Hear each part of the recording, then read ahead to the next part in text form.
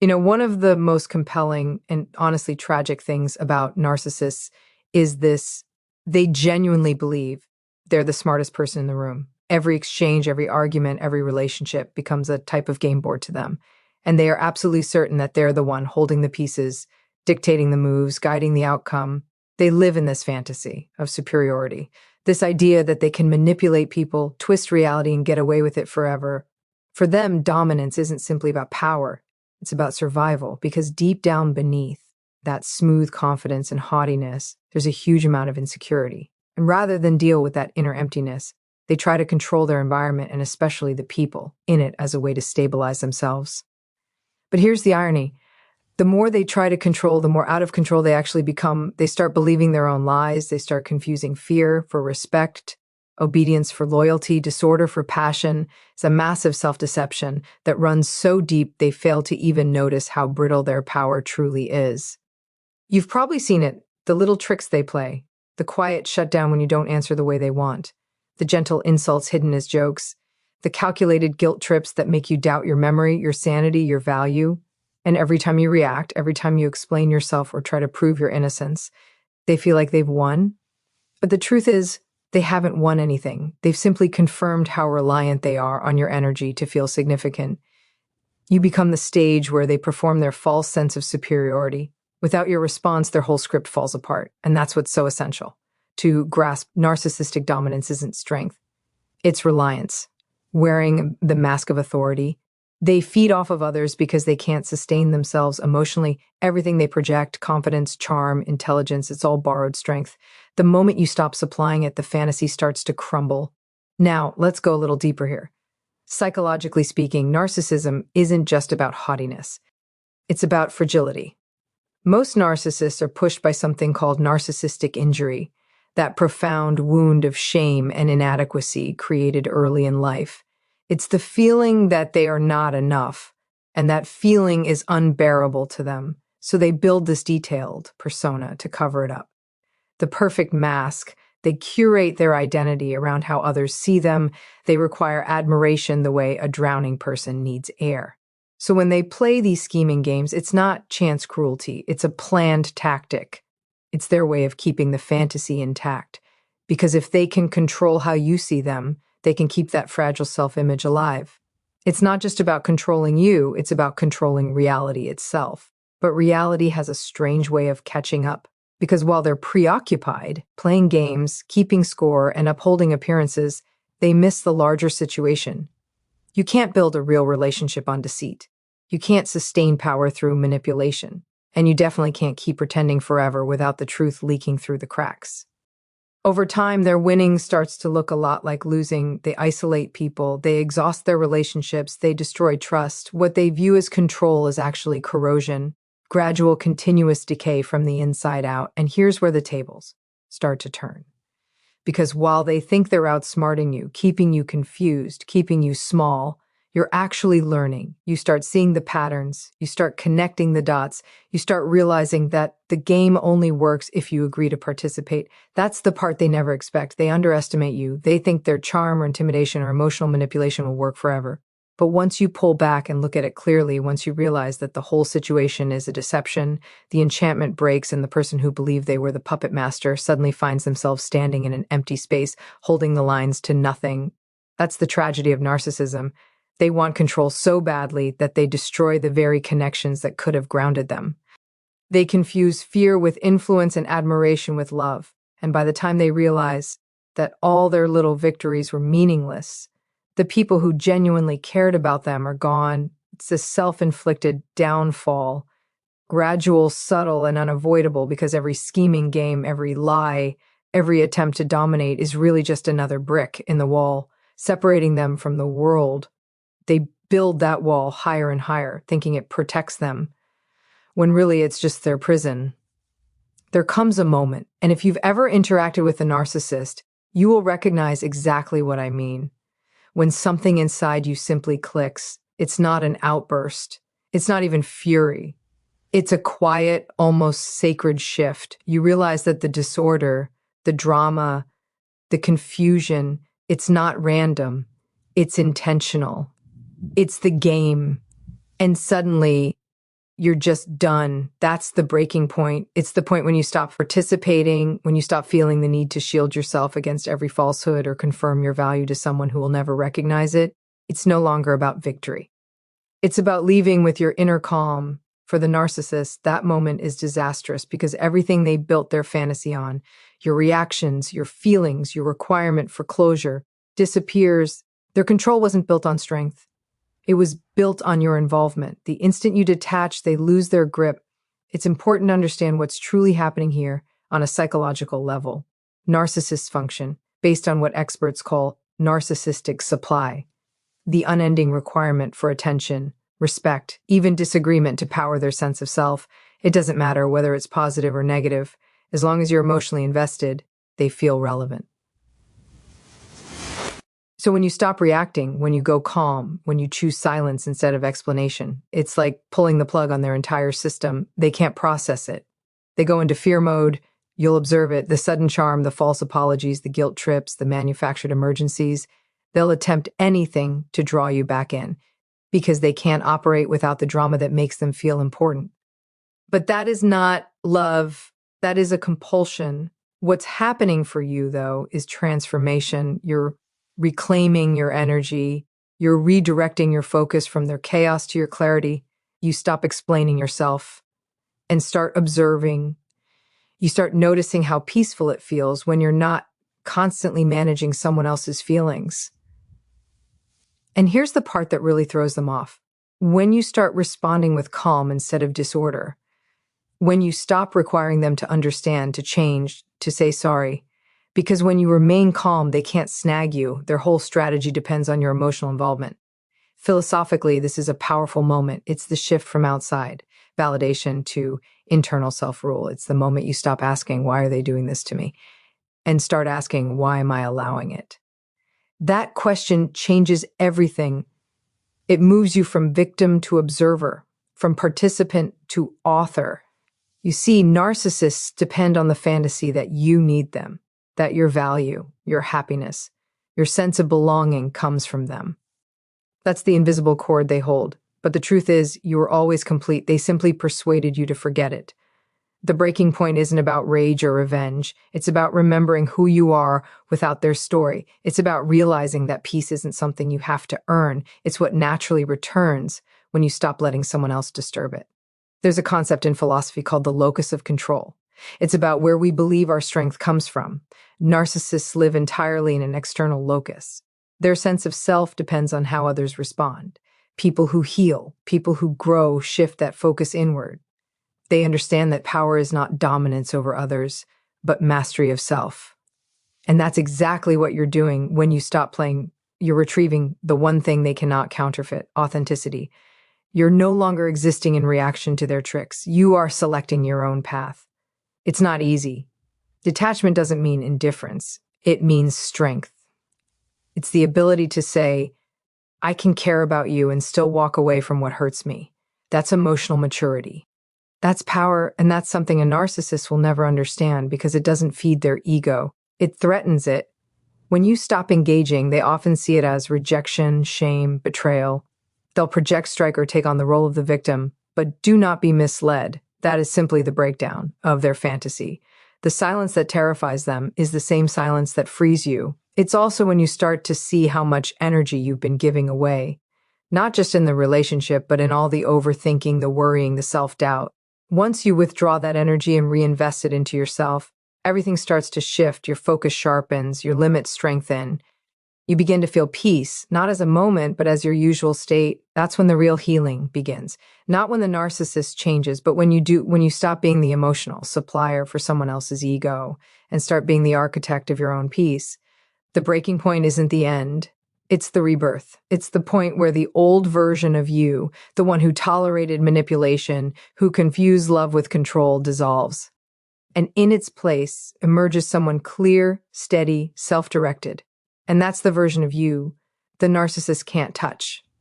Because once you see the game, you can't unsee it. Once you know your worth, you can't unknow it. And once you've experienced peace, you'll never again settle for disorder or pretending to be love. Once you stop participating in the game, something intriguing begins to happen, not just within you, but surrounding you.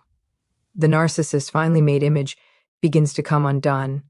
And here's the thing, it doesn't happen because you expose them. It happens because they expose themselves for a long time. They've been performing. That's what narcissists do best. Every relationship, every conversation, every public moment is part of a show. They know how to charm, how to impress, how to say all the correct things. They build a version of themselves that's irresistible on the surface, confident, funny, successful, even compassionate when it suits the scene.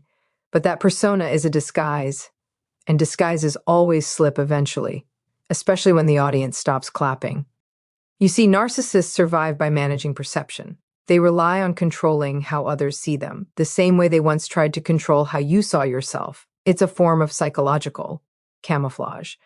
As long as others accept the tale, they can keep concealing themselves behind it. But when the flaws start to appear, when people begin contrasting their words with their actions, the fantasy starts to shatter. That's when their real self, the one that's insecure, reactive, and deeply fragile, starts leaking through. You'll notice it in how they talk about you after you leave. They'll rewrite history, twist the story, paint themselves as the victim or the hero. But what they don't realize is that this overcompensation only draws more attention to their inconsistencies, because the truth has a way of surfacing even when people try to bury it. And the narcissist, who's built their entire identity around image and performance, can't sustain the falsehood forever. They might hold it together for a while. They might even convince a few people.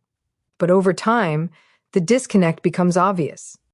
The colleagues who once admired them start to notice the haughtiness. The friends who used to defend them start to see the pattern. The charm that once seemed magnetic begins to feel manipulative. One by one, the masks stop working.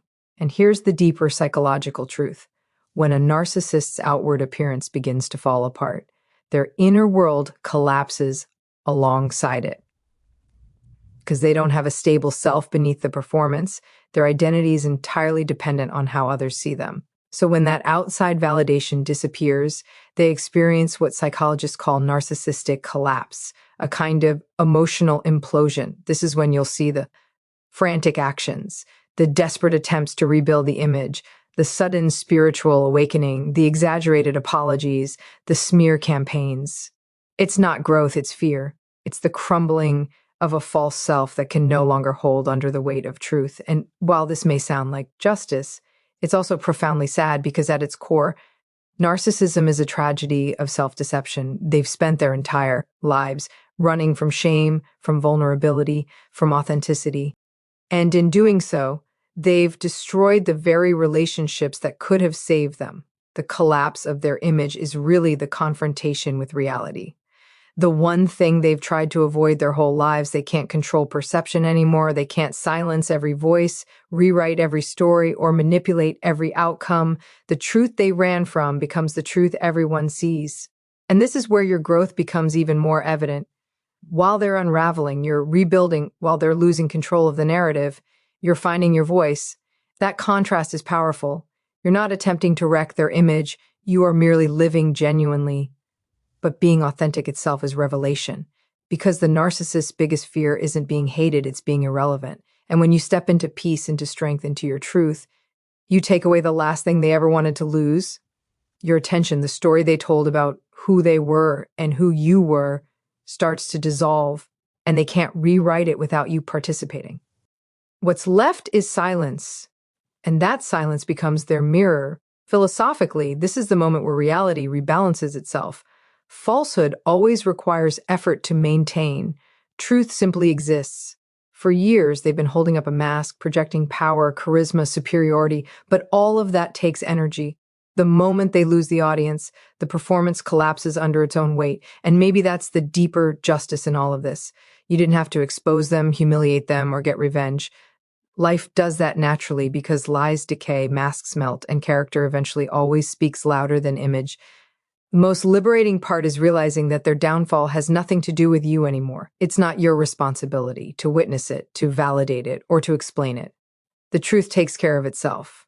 Your only job is to keep living in alignment with who you really are, to stay anchored in integrity and calm and self-respect.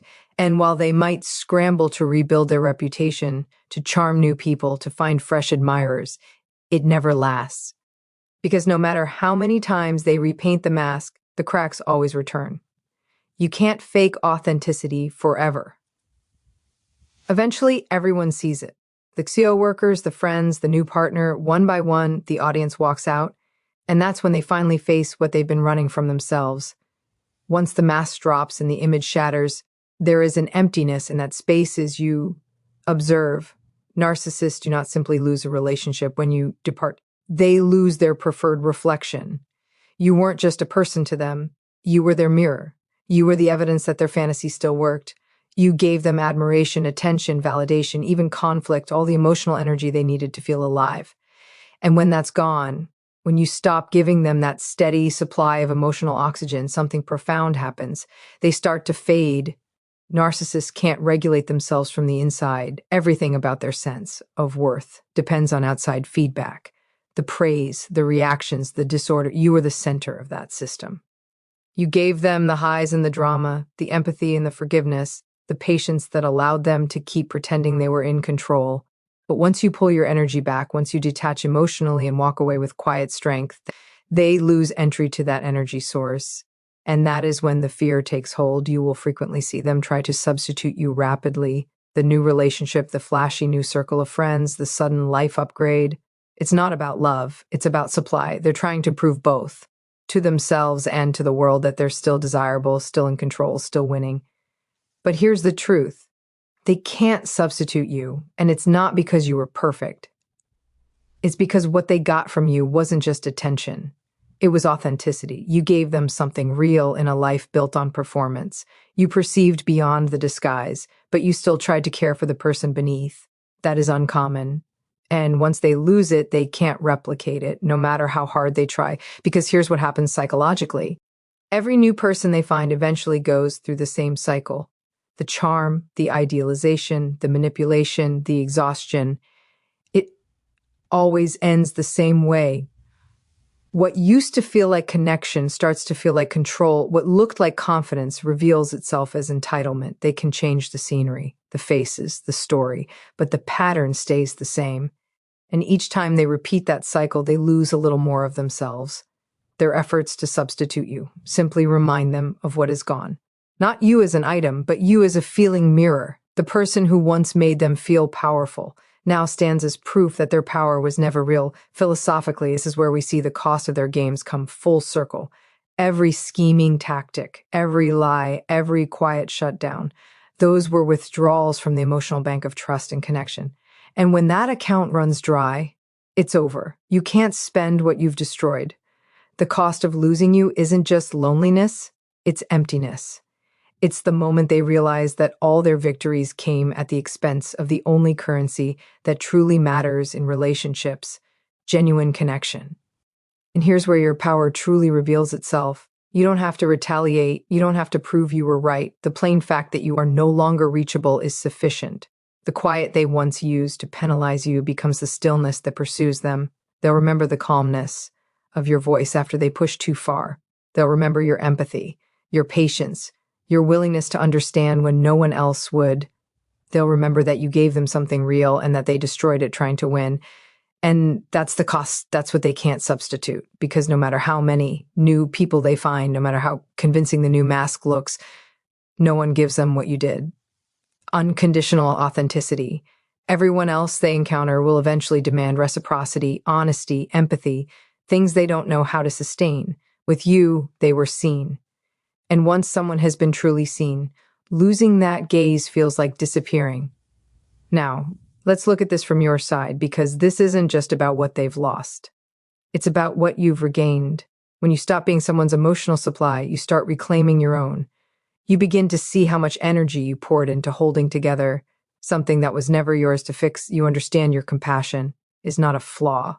It's a strength that simply required limits. You start to grow in the exact places they tried to diminish. You find peace where there was disorder, confidence where there was doubt, joy where there was exhaustion.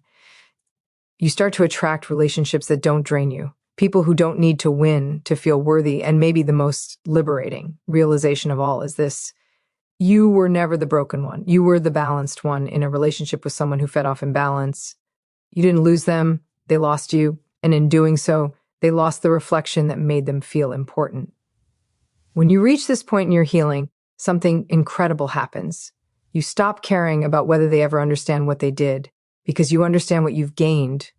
You've stepped out of a game where nobody truly wins, and into a life where you no longer need to play. When everything finally settles, after the disorder, after the mask drops, after the quiet, something beautiful begins to happen. You start to heal. And that right there is the part the narcissist never expected, because in their mind, the game ends with your destruction. They count on you staying broken, bitter, obsessed, or quietly waiting for their apology that will never come. They expect your story to stop where theirs falls apart, but it doesn't. You rise slowly, quietly, almost invisibly at first, but you rise. Healing from a narcissist is not just getting better. It is a complete change. It is the instant when you realize that the suffering they inflicted on you has become insight, that the compassion they misused has become sound judgment, that the limits they scorned have turned into your strength. See, narcissists operate from this deep, unshakable belief that they are untouchable, that they can hurt people without consequence, that they can move on while you stay stuck. But the universe, or existence, or whatever term you choose, has a method of leveling things out. And the balance does not arise from vengeance. It arises from expansion, because nothing dismantles a narcissist's fantasy more completely than your happiness. They cannot bear to see you unbound, because your liberty is evidence that they never possessed the dominance they imagined. They can't handle your peace because your peace exposes the chaos inside them, and your success, not just external success, but that deep inner stability, is the final confirmation that their games failed. When you start thriving, you force them to confront the truth. Their power was temporary, conditional, and entirely dependent on your involvement. The more you heal, the smaller they become. And let's be clear, healing isn't linear. There will be moments when you miss them, when you question yourself, when you grieve, not just the relationship, but the version of you who believed in it. That's normal. Healing isn't forgetting, it's understanding. It's the process of seeing the past clearly enough that it no longer defines your future. Eventually, something inside you shifts. You stop needing closure. You stop needing them to admit what they did. You stop needing justice in the traditional sense because you realize the real justice already happened. You survived. You grew. You reclaimed everything they tried to take, your voice, your joy, your trust in yourself. And the irony, that's exactly what they can't do. Narcissists don't evolve. They don't self-reflect in any meaningful way. They repeat, they recycle, they cling to the same behaviors, the same patterns, the same illusions, because facing their own truth would destroy the identity they've built. So while you're out there learning, expanding, becoming more self-aware, they're stuck in emotional quicksand, replaying the same script with different people, hoping for a different outcome. That's the ultimate justice. You move forward, they stay behind. And here's the deeper philosophical truth. Justice in its highest form isn't about penalty. It's about restoration of balance. It's about truth reclaiming its rightful place. When you heal, when you live in peace, when you choose authenticity over fantasy, you restore balance to something that was distorted. You stop being a character in their story and start authoring your own. And that's why your healing is their defeat, not because it hurts them, but because it makes them unimportant. You no longer orbit their world. You no longer respond to their disorder. You no longer give energy to their emptiness. You're living proof that love without manipulation, peace without control, and strength without ego are not only possible, they're sustainable. You begin to attract different kinds of people. You choose differently. You speak differently. You carry yourself differently. The exact traits that made you a focus, compassion, devotion, pardon, now become your greatest assets once you combine them with insight and limits. That's the full circle. And when you look back, you start to see that the narcissist did not ruin you. They uncovered you. They compelled you to encounter the version of yourself who had been longing to appear, the one who no longer tolerates half-truths, emotional manipulation, or conditional love. They wanted to break you. Instead, they built you. That's what they never understand. Their games are designed to drain your light, but all they really do is make you realize how powerful that light actually is. So yes, their stupid games cost them everything. Their image, their supply, their fantasy of control.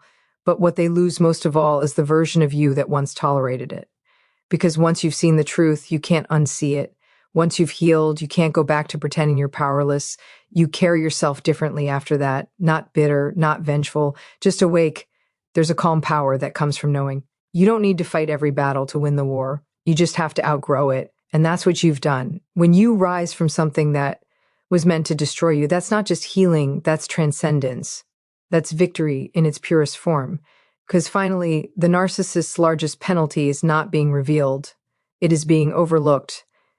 And your greatest victory isn't proving them wrong, it's proving yourself right about your worth, your strength, and your capacity to rebuild a life that feels like peace.